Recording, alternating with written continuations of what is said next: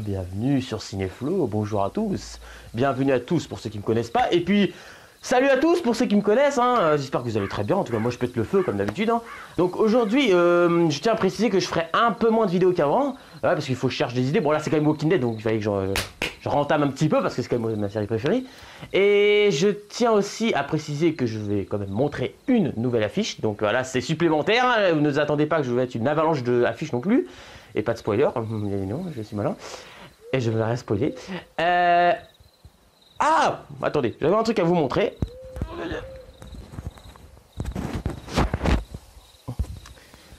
Ah, ça y est, j'ai trouvé. C'est.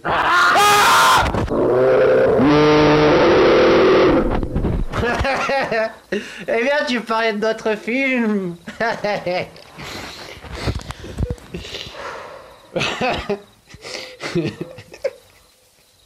Paul Renier. Eh ouais. C'est lui qui enquiquine les gens. Je suis là. Il apparaît et disparaît. Et c'est ce qui fait peur. Merci. Oui, je parlais de notre film. Bon. En fait. Ok. On va s'en remettre. Bon, l'intro. Alors voilà, ça. Oui, je tiens à préciser. Il va pas revenir, j'espère. Bon, ça va. Donc, je tiens à préciser que. Bien évidemment. Pour ceux qui voudront le DVD, pour ceux même qui participent pas ou qui participent dans le film, peu importe, si vous voulez le DVD, vous pourrez l'avoir gratos. Bonne nouvelle. Évidemment, je vais pas vous faire payer, c'est pas... Donc, commençons cette petite critique, parce que je crois que j'ai un peu trop parlé. Ceci, si l'autre, il m'avait pas fait peur depuis tout à l'heure, là. Voilà. J'ai entendu un rire. Bon, on commence la critique, là.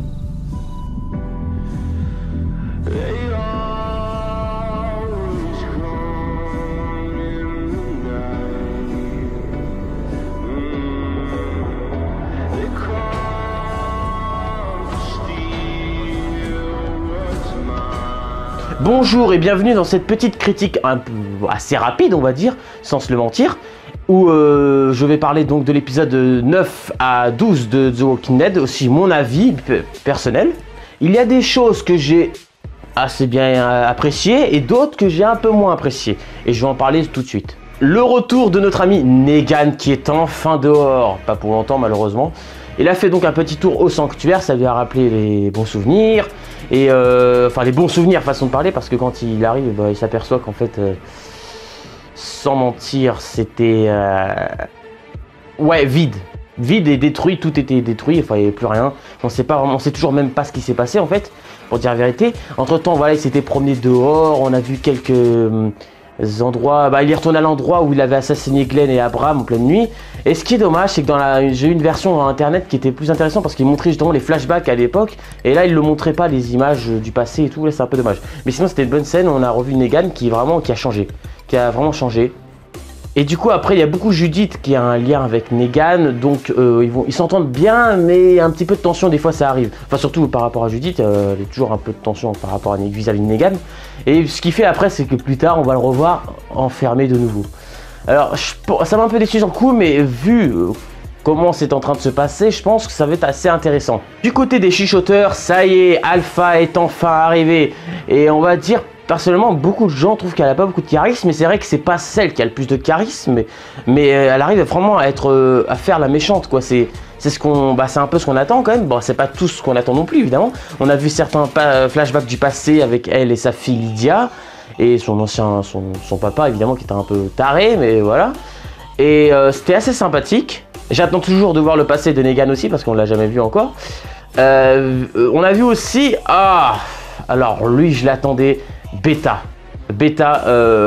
donc le méchant, on va dire, le bras droit de Alpha, qui en impose, mais par son charisme, sa grandeur, sa corpulence, il est explosif, il est super comme méchant. Alors lui, il faut nous le garder un beau paquet de saisons, lui, enfin un bon paquet d'épisodes au moins. Il est vraiment génial, le jour c'est fait ce qui s'est sur... Excusez-moi, je sais plus trop ce que je viens de dire en fait. Beta, il faut nous le garder un bon paquet de saisons parce que vraiment il en impose beaucoup ce méchant et je trouve qu'il est excellent. Et comme j'ai dit des centaines de fois, je voudrais trop qu'il fasse le combat Beta contre Negan, déjà qui risque d'arriver parce que si vous avez suivi le comic, et ça risque d'arriver et j'ai hâte, mais à mon avis ça va pas être, n'empêche, j'ai peur que ce soit pas dans la saison 9 et je pense pas en fait, quand j'y repense Il reste pas assez d'épisodes pour que ça arrive encore, je pense. Mais déjà, il en impose beaucoup, Beta. Déjà, on voit comment ils mettent les masques des chuchoteurs. On voit qu'ils découpent la tête des rôdeurs. Et c'est assez dégueulasse. À un moment donné, il y a une scène. Alpha qui coupe une tête parce qu'il y a un clan qui n'est pas d'accord avec elle. Un clan qui était d'ailleurs parmi les chuchoteurs, c'était eux. Mais ils trouvaient qu'Alpha ne faisait plus digne d'être une chef. Donc, ils commençaient à s'imposer, à commencer à la défier. Mais... bah ouais, mais le problème c'est que il y a Beta avec elle et perso je trouve qu'elle a pas trop de courage parce que sans Beta il faudrait voir comment elle se comporte. Je pense qu'elle peut pas en imposer beaucoup ce personnage. Déjà voilà, elle coupe une tête voilà avec une espèce de filet en fer, je crois, c'est assez dégueulasse comme scène. Et des scènes vraiment pas mal. Il y a Henry qui est de cul dans la merde. Alors lui je vous explique même pas comment il s'est foutu dans la merde. Et Daryl qui a repris du poil de la bête. Ça fait vraiment plaisir de le voir comme ça. Quand il est avec Alpha en train de parler dans l'épisode de... Si je me trompe pas, c'est l'épisode 11. Et voilà, ils ont un regard ces deux-là. Voilà, ils sont vraiment... Et voilà, on apprend vraiment que Lydia, elle est pas si méchante que ça. Elle est un peu endoctrinée par sa mère et tout. Mais elle a pas le choix. Vraiment, sa mère et Beta, c'est des fous. C'est des fous tarés. Enfin, c'est des tarés dans leur tête. Et il s'est passé vraiment pas mal des choses. C'est bien apprécié. Il y a un truc par contre qui me saoule un peu, enfin un perso, beaucoup vont dire la même chose que moi je pense. L'histoire entre Rosita, Gabriel et ce pauvre Eugène, ça me saoule cette histoire. Ah, c'est gavant. C'est vraiment gavant parce que j'en ai rien à foutre. C'est triste, mais ce qu'ils ont fait du personnage de Rosita, c'est plus intéressant. C'est plus intéressant, ça... C'est dommage, c'est dommage. Et un passage avec eux, ça aurait suffi. Mais le problème, c'est que non, il y en a toujours d'autres et d'autres passages. En parlant des liens amoureux, des fautes qu'ils ont fait. Ah ouais, mais j'ai fait une faute avec toi, mais je suis amoureux de lui. Mais un peu de lui aussi, je suis amoureux. Mais c'est pas ça, Walking Dead. Walking Dead, c'est ça. Voilà, c'est tout ça, Walking Dead. Il y a des histoires, mais pas des histoires d'amour. Allez, c'est bon, on va tourner le panneau, pas besoin d'en parler pendant des heures. J'ai beaucoup aimé l'épisode 10, je tiens à préciser. Le 12 était très bien. Le 9 et le 11 étaient un peu moyens. Des fois un peu de longueur. Mais bon, le 9, l'avantage c'est qu'il y avait quand même Negan. Et un petit peu les chuchoteurs en action. Et le numéro 11, ce qui était bien c'est que ça parlait ce qui était moyen c'est que ça parlait un petit peu trop. Mais il y a un peu de tension, on s'attendait vraiment à une guerre entre la colline et les chuchoteurs, même si c'est vrai que c'est un petit peu trop tôt. Mais puis voilà, ça c'est vraiment mon avis personnel sur ces 4 épisodes en tout cas. Je tiens à préciser que c'était des bons épisodes avec pas mal d'idées mis en place, mais c'est un peu long à se mettre en place, je trouve certaines choses. Mais dans l'épisode prochain, on va voir Beta contre Daryl. Ça je l'attends. Ça oui, je suis pour. Ça c'est du Walking Dead ça. C'est pas comme Rosita.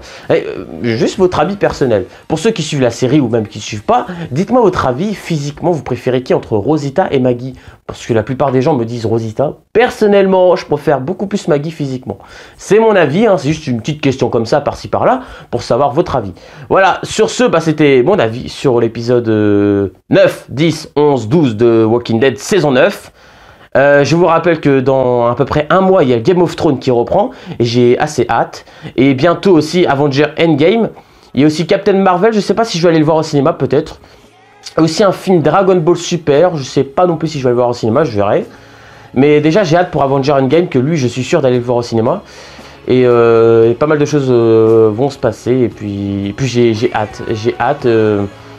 Puis voilà. Bon bah je vous dis une bonne journée et puis... portez-vous bien et puis à bientôt sur Cinéflo. Ciao!